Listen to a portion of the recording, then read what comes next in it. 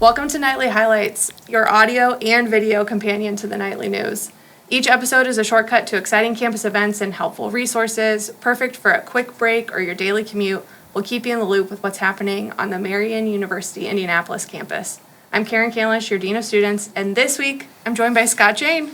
Welcome, Scott. Yay. Thank you for having me. You're so excited to be here, Yes. I can tell. Yeah. Okay, Scott is the General Manager for Dining Services at Marian University.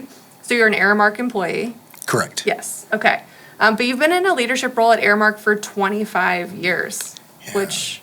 Plus, yeah. Plus, you did say plus. Yes. I took out the plus. Yeah. You didn't I was trying to you didn't have to not say show the my plus. age, you know? Yeah. 25 plus years, which is a long time to be... I mean, that's longer that you've been with a single organization, which not everybody does, and I think that's really awesome because you get to see a lot of growth.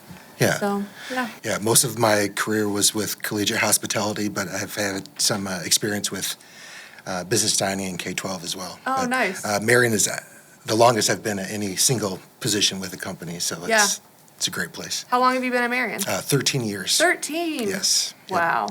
That's a long time. It is, yeah. Yeah. I love it. Yeah. Well, that's good. We like having you here, too. I appreciate it. A lot.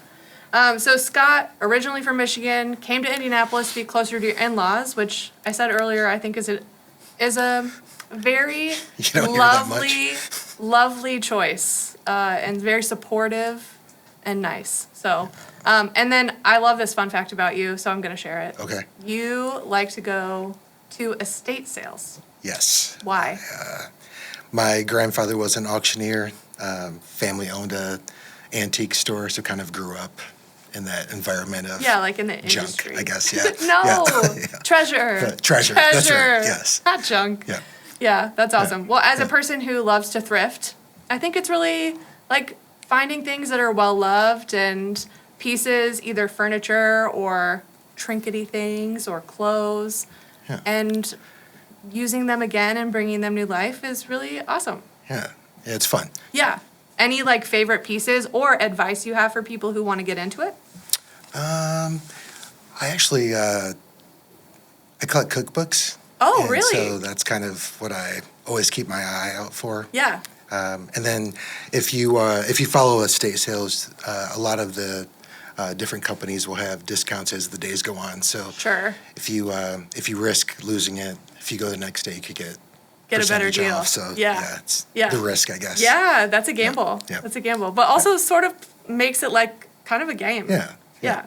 Who needs to go to Vegas when you can go to estate sales? Yeah. Like, I don't know. Okay, so we're here to talk about food. This is something that I have been wanting to do for a really long time, is to do a food-related podcast. Now, there may be one day where I start an entire podcast that's just about food, because I think it's such a fun thing to talk about and hear people's opinions on food, and food really brings people together, creates community around a table and around food, and so there's just so much there and so much to talk about related to food. But you're here because you kind of oversee our dining program here at Marian, and so I wanted to bring you in to talk about food on campus and how things have grown and changed, and also food off campus too. I think as someone who enjoys eating, not just for like what it does for my body, but what it does for my soul, I think it's fun to help people know what their options are on campus, but also know what's available to them in the greater Indianapolis area. So I'm excited to talk to you about food at Marian. I mean, this is everything that you do. Yes. Yeah. So I'm very excited. Yeah. I don't do it by myself, obviously. I've got a great team of managers and staff that make it happen day in and day out. Yeah. So couldn't do it without them. When you're at home, do you cook?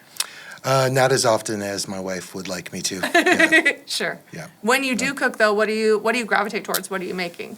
I probably pick stuff that's too complicated and dirties every dish in the kitchen, which makes the experience even worse. Yes, it sounds like me. And also my brother-in-law is very similar. So he will spend like 5 hours in the kitchen, and then he needs to take a nap. Yeah. Which really bothers my sister. Yeah, right.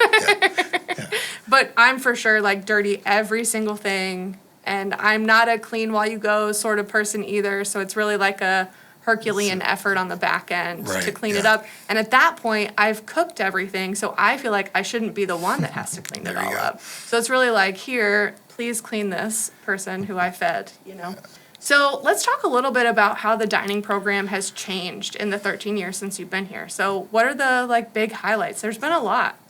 The dining program is very different from 13 years ago when you got here. It is. And yeah, 13 years ago, there actually isn't one dining location that either existed or that's not been remodeled within that 13 years. Yeah. So back when I started, the cafe was in the library, Subway existed, and then you had the older dining commons in Clare. So those were the three really locations. Yeah. Well, that's what it was when I was a student. So, and actually 13 years ago wasn't that long after I graduated from Marian. So yeah, we had a cafe in the library in that little room that's right to the right when you walk in up the ramp. And that was always really fun to hear them make smoothies. You could hear that from like the third floor of the library. But you could get a coffee in there, which was really nice, a nice feature. But when Alumni Hall opened and we got a Starbucks, it was like, what? Where am I now? Where am I? And is that 2014 or 2015? It was 2014. 2014. Yeah. And so Starbucks, and then we had a different dining location where Chick-fil-A is now. So we added something and then we changed it a couple of times actually. A few times, yes. Yeah. Yep. Between then and now. Yeah. And then Pod Market got added when we opened up the med school. Yeah, 2012. Yeah. Yeah. And Subway got a huge remodel. Yeah. 2019. Yeah. And then before. Right around the same time. Right the Dining Commons. Yeah, Dining Commons. And that's a place where, for my Marian alumni friends who aren't listening to this podcast but should, for this one particularly, they should come back and see the Dining Commons. For sure. For sure. I mean, it is, I'm about to say night and day, which was the name of the cafe. Yes. Yeah. But it is. It's night and day. It's night and day. Compared to what we had, yes. Yeah. And it makes me appreciate and sort of recognize the amount of growth of the entire institution when you start to look at these spaces that are sort of next level from where they were before. And so I think about that too when I think about our fitness facilities also, which that remodel sort of happened in tandem with the Dining Commons. It was sort of Dining Commons and then the Arena and Convocation Center and the new fitness areas and the new training room, and there were new locker rooms that were added and the new fitness center, all of that. It just, you walk around those spaces and you're like, wow, where am I? Yeah, even the concession stand. Yeah.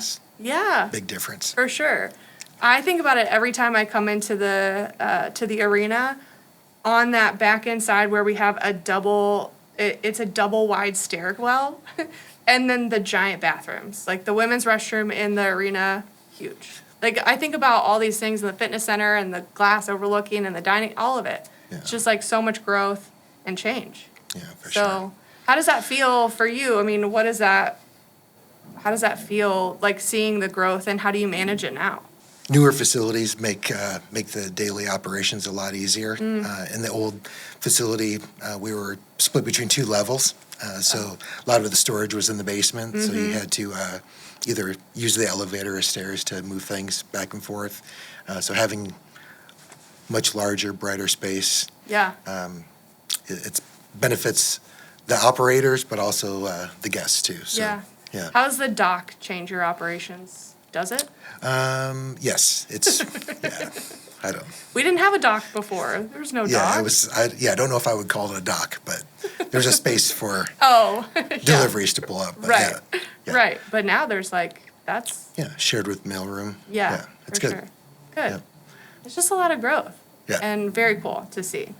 Something else I really like to see and do in the Dining Commons is what I call Dining Commons hacks. Yes. And I don't know if we're a fan of that title, so I'm open to suggestions in terms of what we call these things, which is really like, how do you, when you go to the Dining Commons, are there things that you're taking from sort of two distinct areas of the dining commons and putting them together to make something new.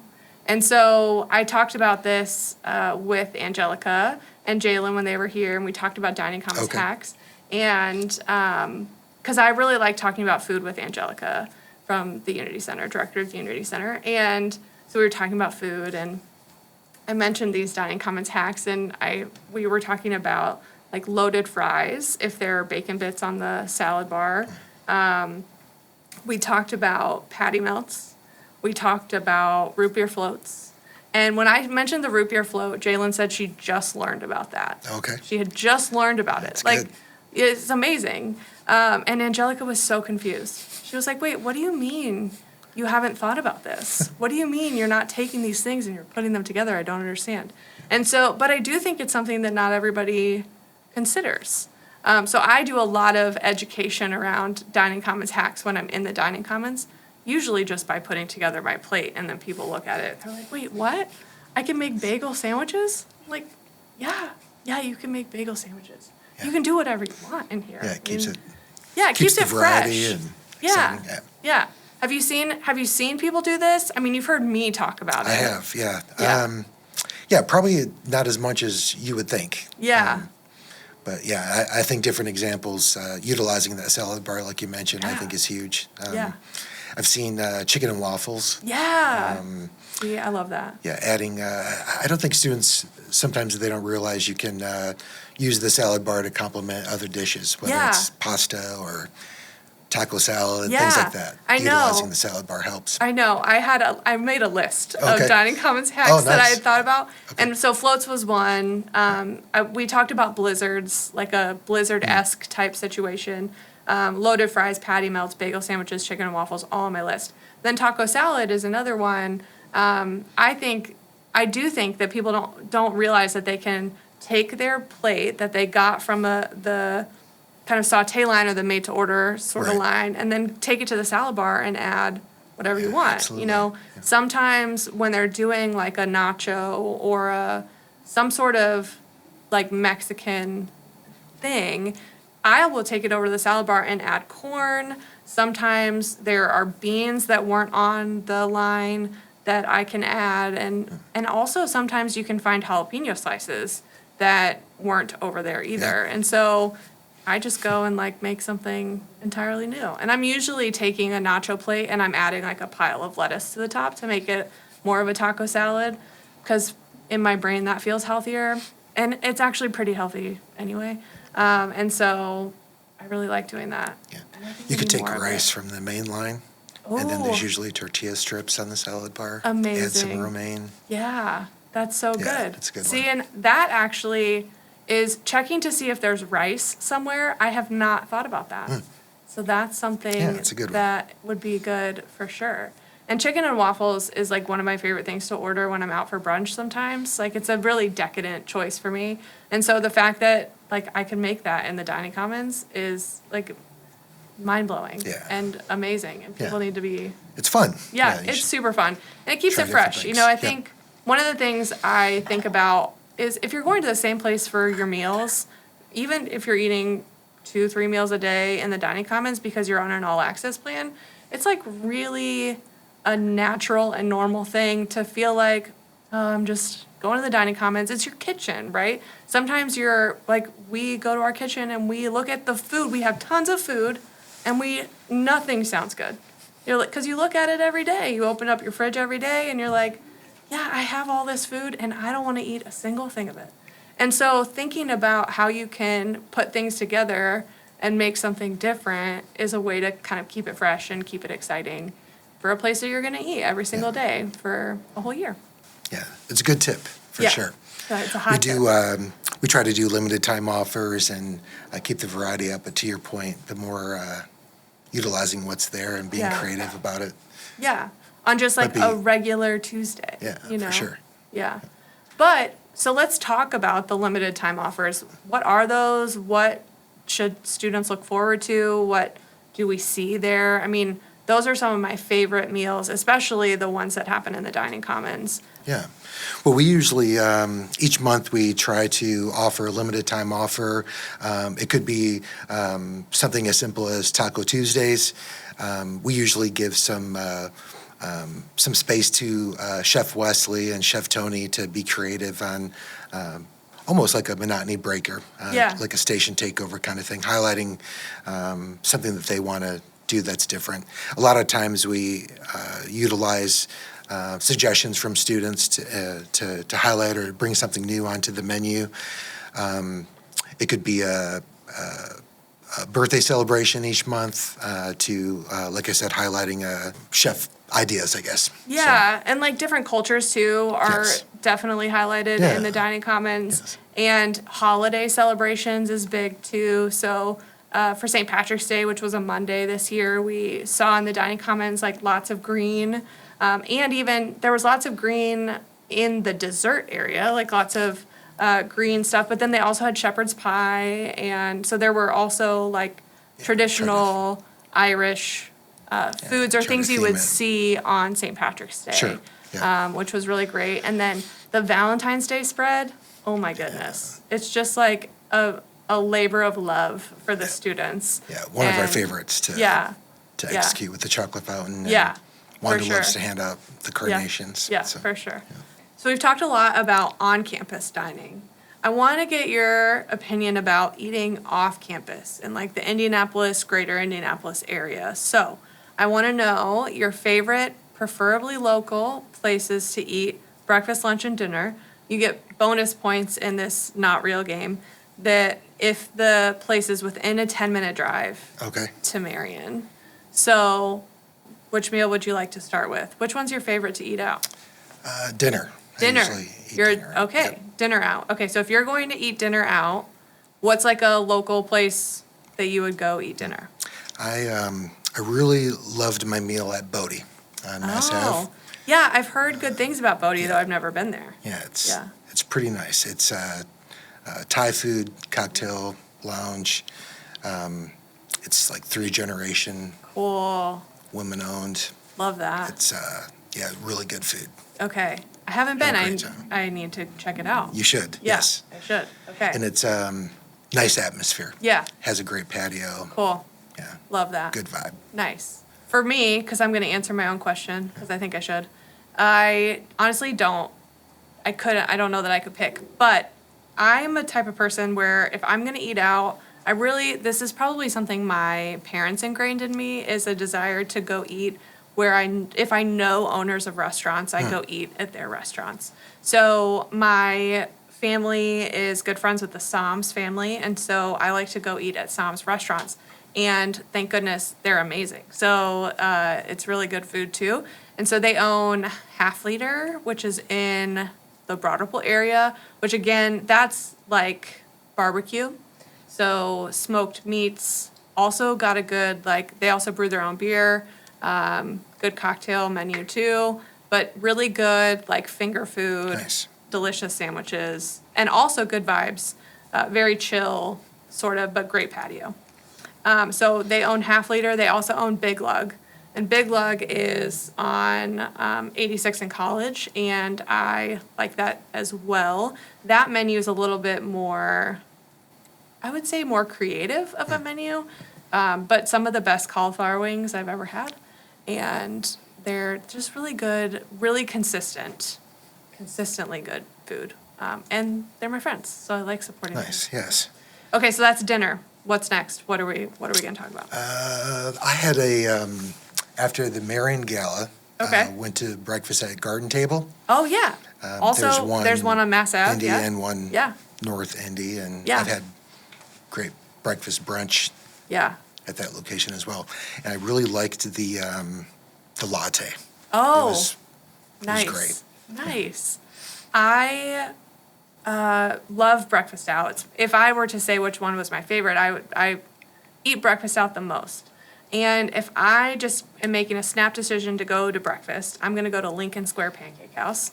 And so that's a local chain, which I love. I love that about Lincoln Square. And so I actually just went there this past weekend, took my daughter to get some breakfast, and that's where we went because we were making a snap decision to get breakfast out.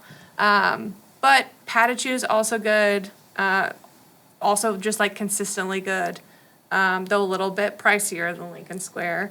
Another place I really love that I don't go to nearly enough is Ruth's Cafe, and it actually has a longer title. It's Ruth's Pull Up a Chair Cafe, and it is at Keystone at the Crossing, and so that's a really good one too. On the weekends they do.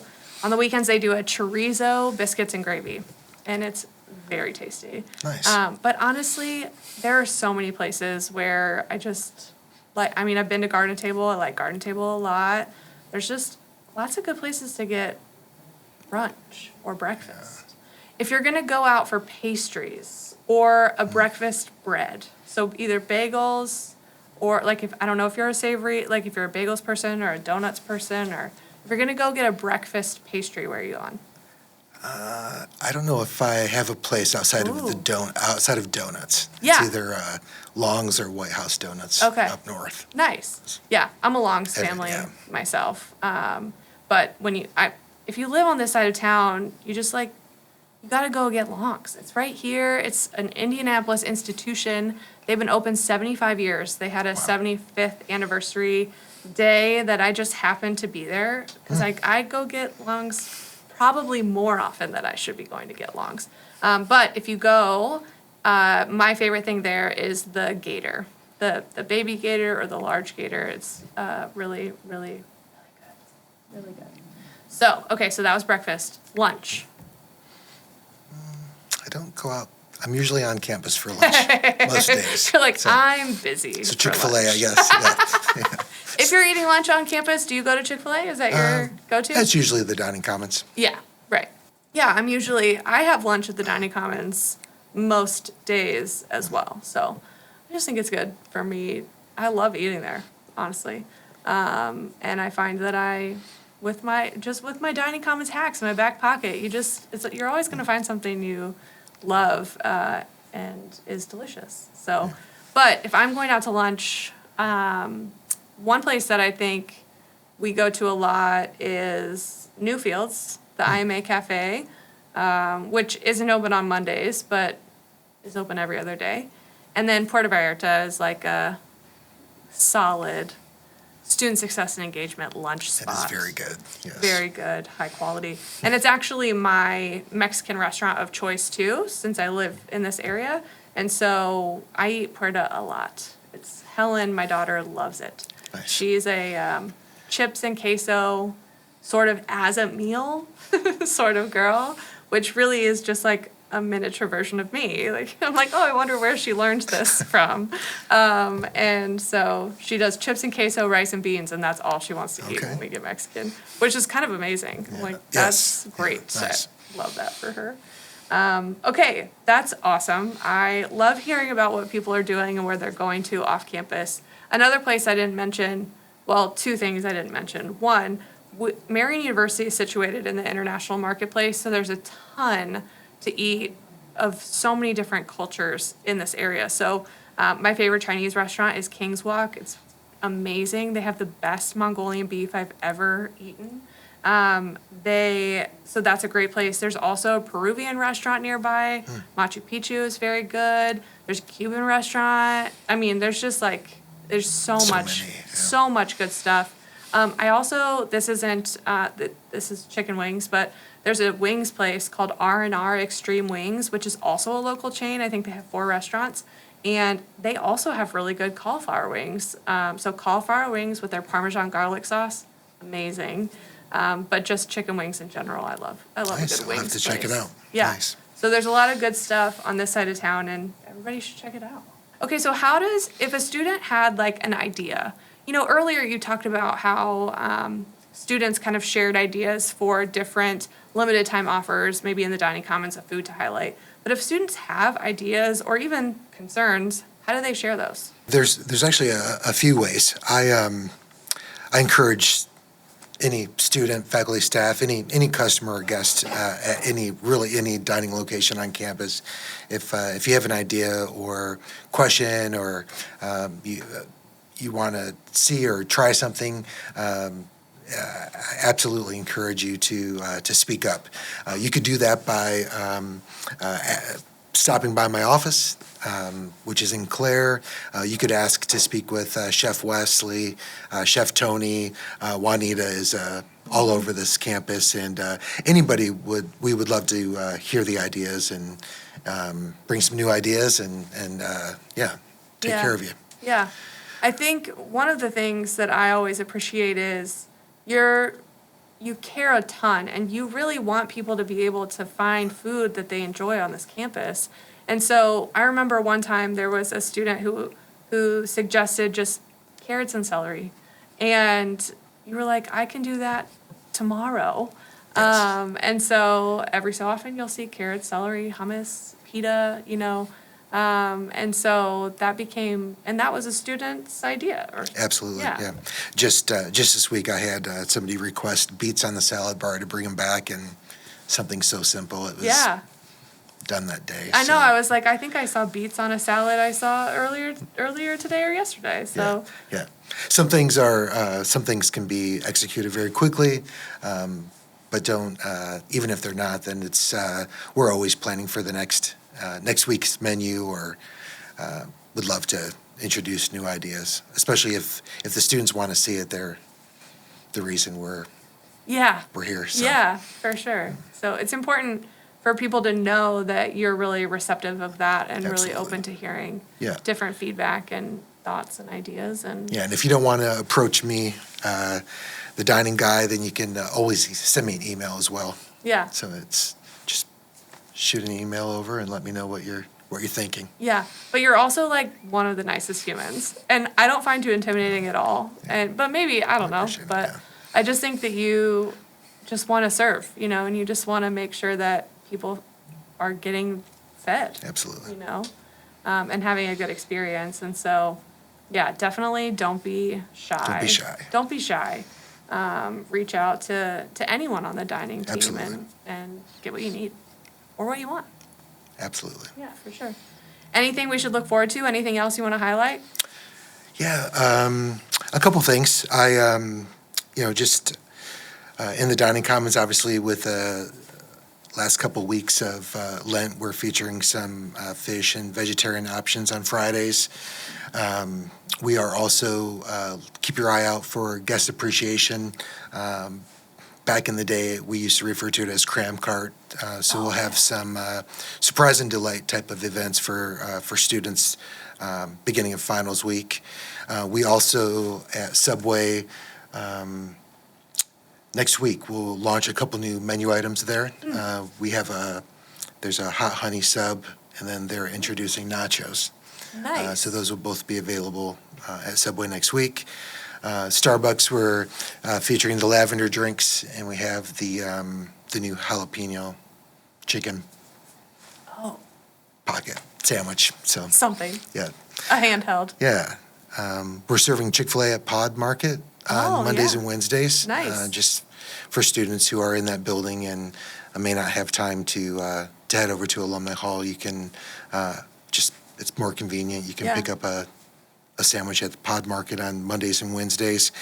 And then the other thing I wanted to, I think that our students may not be aware of, but something new that we are accepting gift cards at Chick-fil-A now, which wasn't the case when we first opened the store. So that is huge. something I feel like it's an unknown, I think. Yeah. So, I'm going to put that in the Nightly News. Yeah. Because people will get excited about that. For sure. Yeah, definitely. Cool. Well, thanks for coming to the podcast. No, I appreciate it. Thanks for having me. Yeah. Well, that's a wrap for this episode of Nightly Highlights. To get the full scoop on these stories and more, check out the Nightly News delivered to your inbox Sundays at 5 p.m. Thanks for tuning in.